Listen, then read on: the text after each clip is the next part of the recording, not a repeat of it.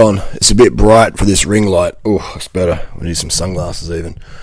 My thoughts on THC, weed, marijuana, whatever you want to call it, wacky, backy, hempy, dempy, magic leaf. I remember in the last time I'd smoked weed and gotten stoned was in 1997, May 1997. And then on Christmas Day, I was in Sydney with Natasha, visiting her family for Christmas lunch, and her grandmother had some CBD oil in her fridge. And I was like, oh, CBD, I've been hearing about this all on Instagram, so I'll try some out. Little did me and Natasha know, Natasha and I, for those grammatically correct people out there, that CBD oil had THC in it. So I had a dropper full of it under my tongue, and Natasha had some as well. And then we're like, okay, we're going to get ready for this Christmas lunch. And, so I'm getting ready, and I'm in the shower, and I'm just thinking, man, this shower feels like really chill. Like, oh, man, this feels really good. And I was thinking, hang on. No. I'm not getting stoned. No. I'm just thinking, maybe that's what CBD does. This is the relaxation effect of CBD. It feels really good. I just feel a little tiny, weeny bit body stoned. Nothing in my head yet. And then about a few minutes later, it kicks in. And I'm like, I'm fucking stoned. What the fuck is going on right now?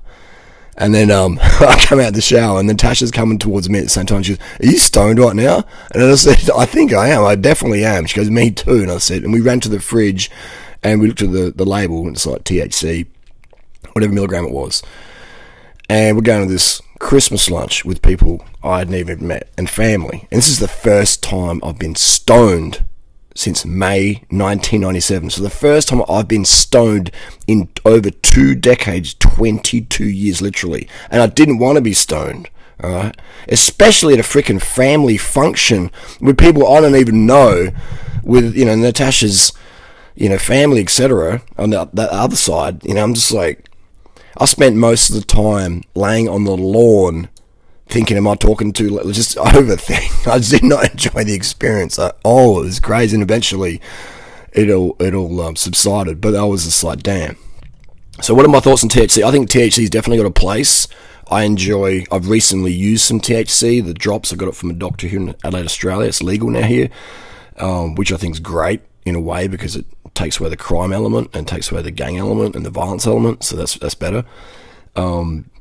But it's still way too expensive. We've got to make it like cheap as chips, okay? So that takes away that whole crime element and the violence that comes with that crime, and the theft and all the break-ins and shit like that. So that's another video though. But THC, so I've used it when I had, as I've had some neck issues, and I'd take it just before I went to sleep. So I'd be stoned when I was asleep, and I wouldn't notice the mental lag that I get when I'm stoned. And I'd just be like in a deeper sleep, more relaxed muscles. And it definitely helped, But next time when I woke up, I'd be a bit like, a bit hard to get into gear. So for me, THC, fantastic for that body relaxation. Fantastic. Gives you the munchies, so I can increase appetite for some people who need that. That was really cool. But I don't like the mental aspects of THC. The thinking, for me, it's just the overthinking. I'm sure you probably get a tolerance to it, you can probably get a tolerance to it, and I've got heaps of friends out there who smoke weed every day, and they're like, well, that's fine, man, I'm good to go. So if it's working for you, it's working for you. I'm not here to tell you to quit it. But if you think it's holding you back, or even do an experiment, have a break from it.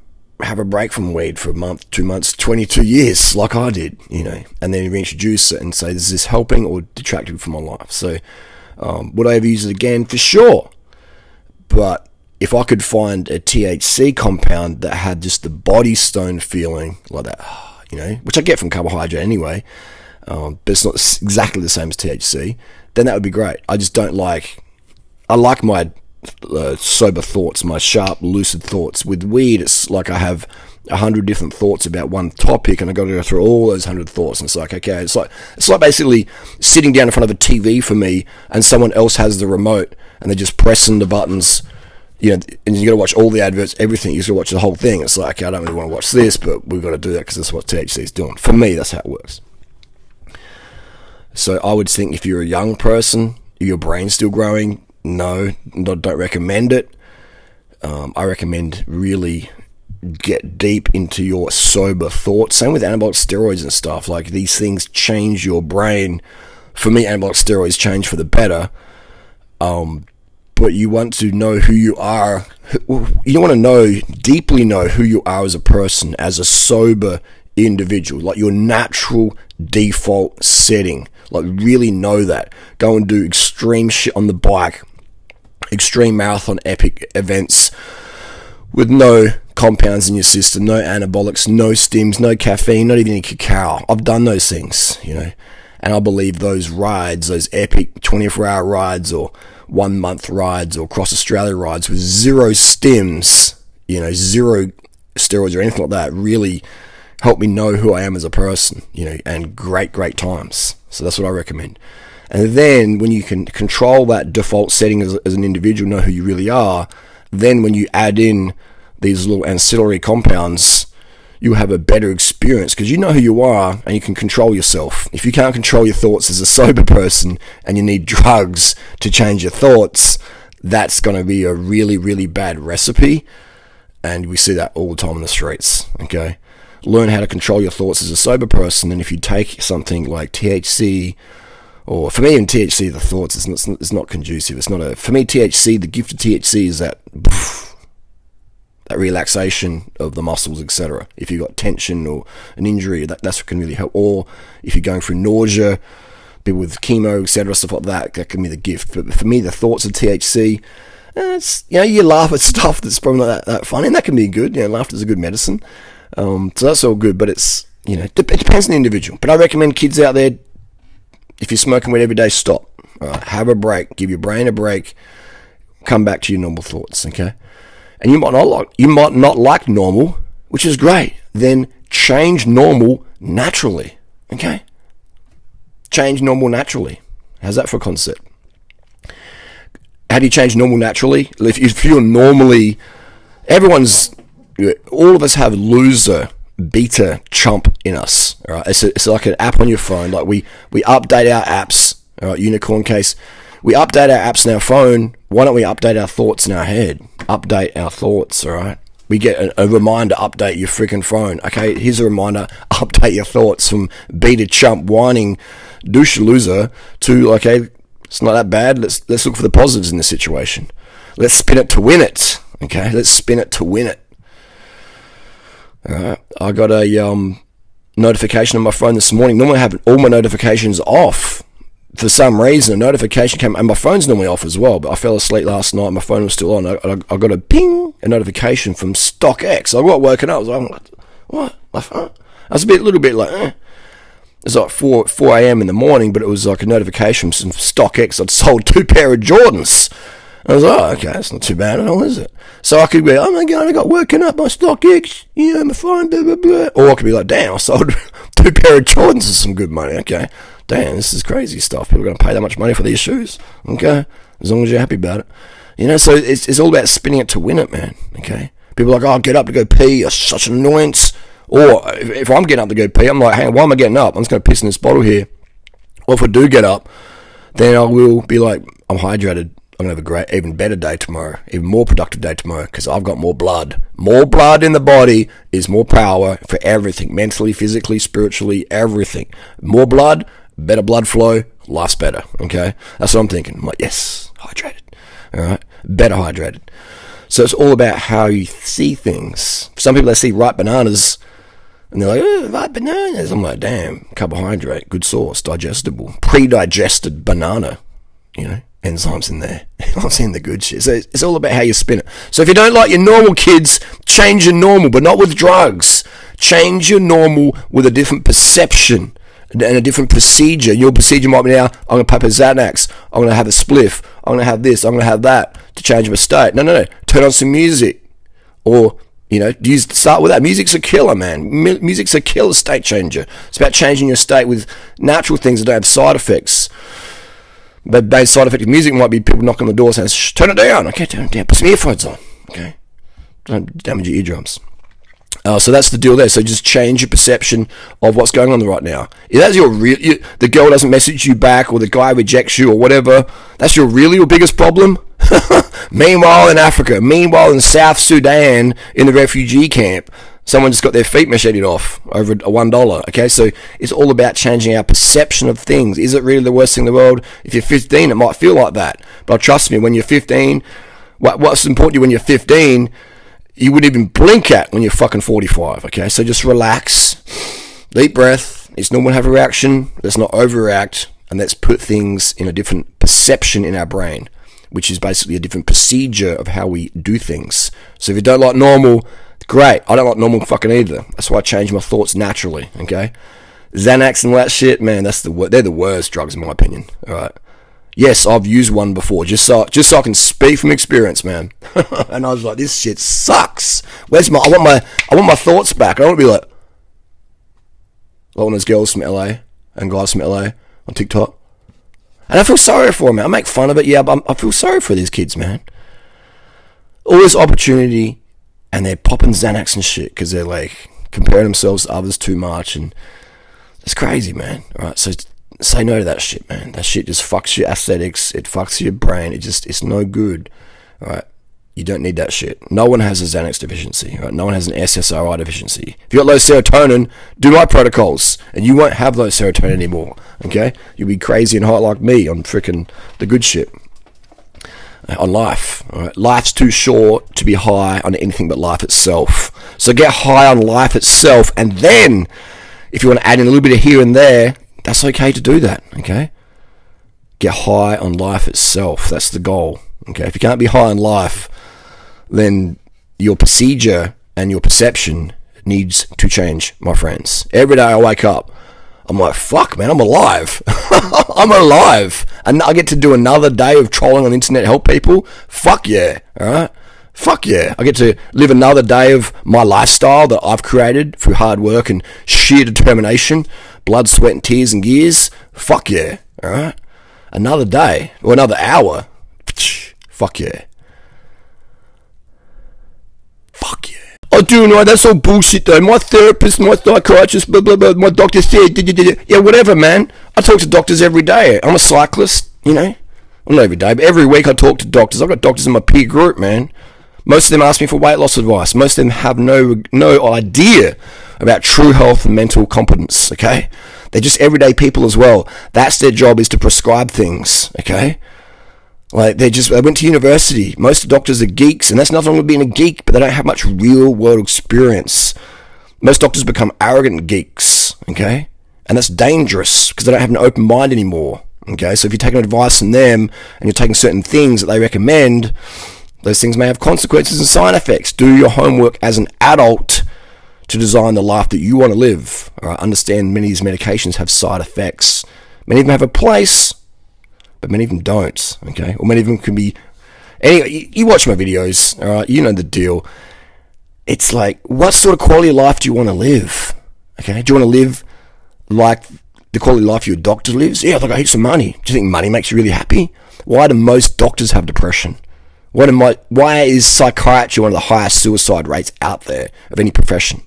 Okay? Why? All right? So why would you take advice from people who aren't living the lifestyle you want? Well, I want to have a Ferrari and live like an influencer and fly private jets. Those people aren't happy either. That's why they put so much emphasis on material shit to try and get approval from people who don't even approve of themselves. Okay? Think about that, man. You know me, I've been around a long time on social media. Since 2008 on YouTube, since 2003 on the forums. I've seen a lot of people come and go. I've helped a lot of people up. I've seen a lot of people blow themselves up, okay? I know people who have ended their own lives. I've been around, okay? Literally been around on my bike around the world. Many, many countries, okay? I see things. I talk to people daily. I'm always carved up. I'm not sitting there hungry or thirsty. I can't focus right now because I just need food and I need water. I'm like, already hydrated, already carved up, and I'm like, I'm watching right now. I see what's going on, okay? I'm not like a pigeon looking for a piece of bread. Oh, I'm so hungry, I can't focus on the fox that's about to chase me. This whole calories in, calories out shit, man, they want you like that. Follow the money trail. Follow the money trail. All right, sounds like it's a conspiracy theory. No, it's not a conspiracy, man. It's just consumerism. It's economy. Okay, it's cash flow. That the flow of money goes from the unorganized people to organized people. So if you're not organized with your thoughts and you're controlling yourself, then your money will be going to people who can puppet you and control you. And then you have side effects, and then you have another thing you got to take, and then another course you got to do, no, and you're spending all this cash, and that's not the conspiracy, that's the currency. It's the money flow. Whales industry, they want to keep you in the pot, okay? So you never get results. So once you get the results, you leave. You leave. Oh, well, I lost weight doing Atkins once. Yeah, that was 20 years ago, and now you're 400 pounds. What happened? Well, I just wasn't disciplined. No, it's not you weren't disciplined. You can't escape that pot, mate, doing that, all right? You do my protocols, you escape the pot. You do their protocols, you stay in the pot. Maybe you think, oh, I'm losing weight, I'm great, but you haven't left the pot yet. Your rebound weight's coming back for you. Your TSH is up, or it's going up soon. That metabolic rebound's coming for you, man, hard and fast. As guys, we call it bulking. As girls, we call it getting fat. It's coming for you, though, okay?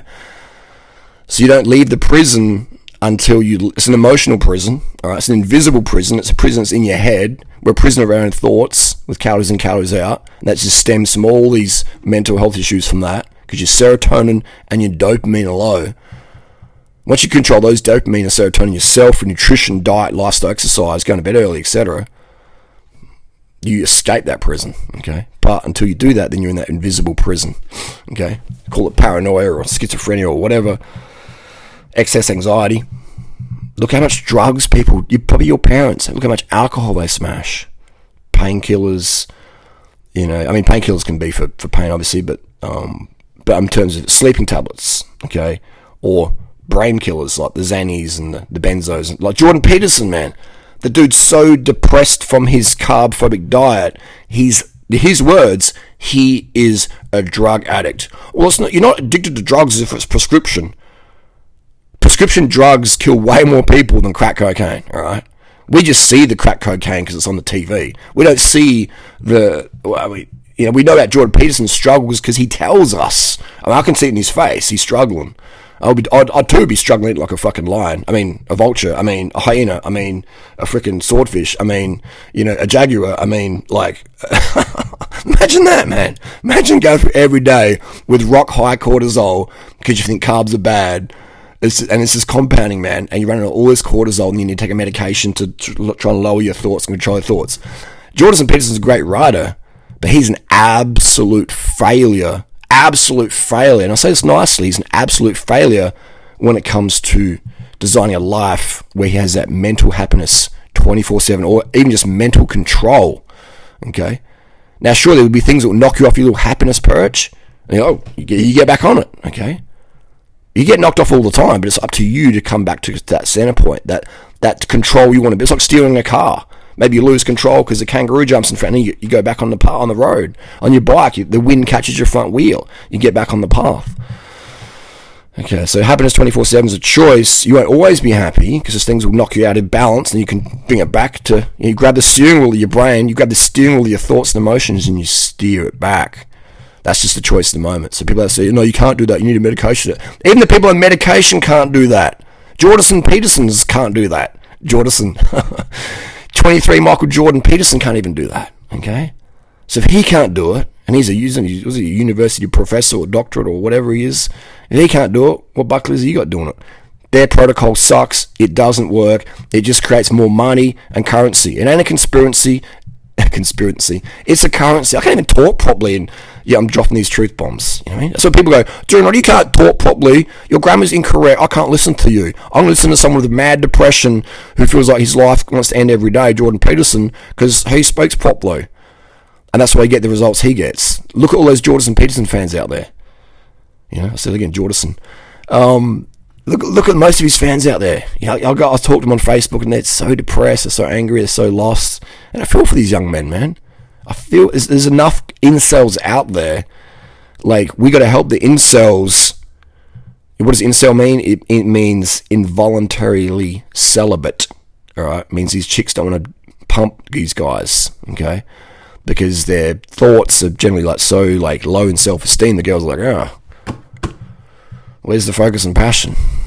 I ain't gonna feel that. All right. Girls care about focus and passion, number one. You can look $1 million, but if you don't have focus and passion for her, when she wants it, she'll be like, what are we doing here? What are we doing here? You know, it's like going to a bakery and there's no bread left. It's like, what am I doing here? It's like going on the beach and there's no sand and no water. It's just mud, dry mud, or moist mud.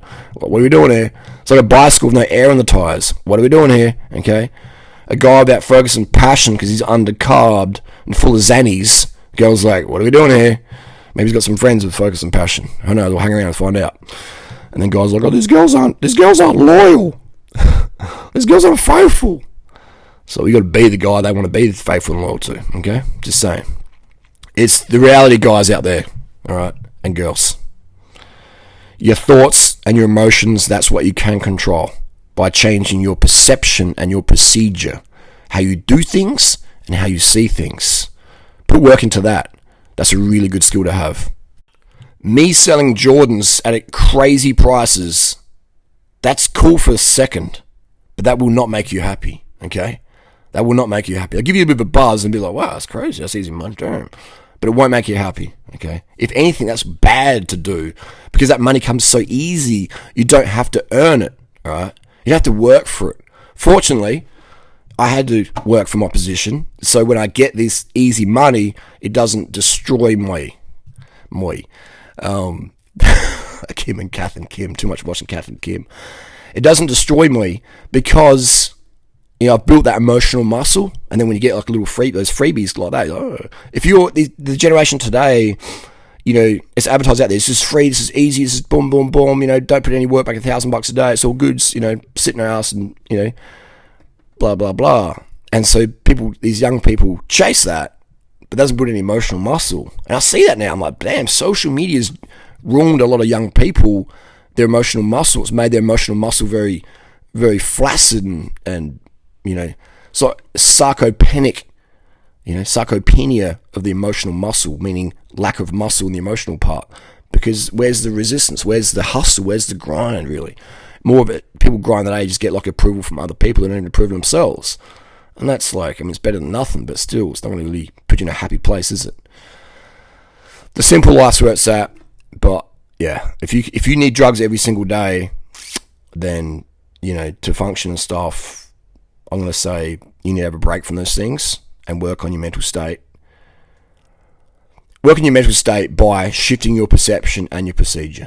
Okay, and then if once you got that under control, if you want to add things in, cool. But let's not be delusional and think we got it going on when we don't.